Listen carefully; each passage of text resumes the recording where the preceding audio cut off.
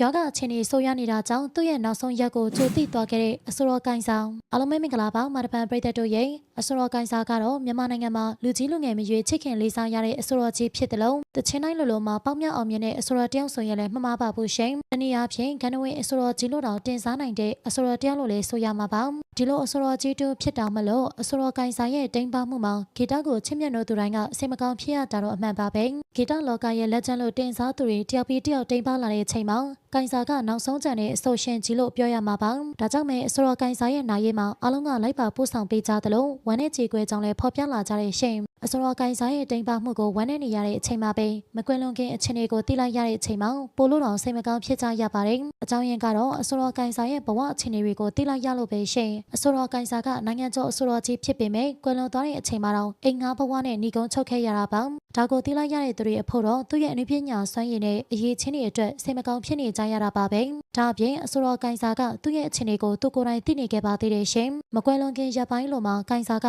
တည်တန်းစာသဘောမျိုးထားရှိခဲ့သေးတာပါ။အဆုတ်ယောဂဖြစ်နေသူတို့အတွက်နေရချိန်မကြံတော့မှသိနေတဲ့အချိန်မှာညမဝန်ခွဲတော်ဆက်သူကိုအိမ်သုံးနဲ့ဗန်စင်းအချက်လက်တွေကိုအသိပေးပြောကြားခဲ့တာပါ။ဒါနဲ့မကသေးပဲသူ့ရဲ့ယောဂအခြေအနေကြောင့်နောက်ရက်လှုပ်ရှားတွေကိုပါဆောင်ရွက်လေးတစ်ရွက်ထဲမှာခြာရေးခဲ့ရပါသေးတယ်။နောက်ထပ်အသစ်ထွက်ရှိဖို့ရည်ရွယ်ထားတဲ့တီတာရီလိုအေးချမ်းပါစေတခြင်းလေးကိုလည်းရေးခဲ့သေးတာပါ။ဒီလိုကြံရစ်မှုဆောင်ရွက်စာရနေမြင်ရတဲ့အခါမှာကိုင်ဆိုင်ရဲ့ပရိသတ်တွေအတွက်ပိုပြီးစိတ်မကောင်းဖြစ်ခဲ့ရပါတယ်။ကိုင်ဆိုင်လိုအရေးချင်းရှိတဲ့အဆိုတော်တူရဲ့နောက်ဆုံးအချိန်ကခက်ခဲခဲ့မှာပဲဆိုပြီးတော့ဝမ်းနည်းခဲ့ကြရတာပါ။အဆိုတော်ကိုင်ဆိုင်တယောက်သူ့ရဲ့အခြေအနေကိုသူသိလို့ပိုင်ဆိုင်မှုတွေကိုအသိပေးပြီးနောက်မှာတော့မကြခင်မှာပဲအဆုတ်ထဲပိုးဝင်ကကွယ်လွန်သွားခဲ့ရပါတယ်။ကွယ်လွန်သွားတဲ့အချိန်မှာတော့ဦးကိုင်ဆိုင်ကအသက်66နှစ်အရွယ်ရှိနေခဲ့ပါပြီ။နာမည်ကြီးအဆိုတော်တယောက်အနေနဲ့ပိုင်ဆိုင်မှုရဲ့လို့များများဆဆမရှိပေမဲ့တသက်တာစူးစမ်းမှုတွေကိုတော့ညမဝန်ခွဲဖြစ်သူကပဲစီမံပေးသွားမှာပါ။ဦးကိုင်ဆိုင်မှာအကိုအရင်ရှိနေပေမဲ့အကိုကြီးခမမှာလည်းကျမ်းမာရေးအခြေအနေစိုးနေခဲ့ပါပြီ။ဒါကြောင့်ညမဝန်ခွဲကဂီတအစည်းအရုံးကိုပဲပိုင်ဆိုင်မှုတွေကိုလှူဒန်းဖို့ဆုံးဖြတ်လိုက်ပြီးအနှံခဲ့တာပါ။ဂီတအစည်းအရုံးကနေမှ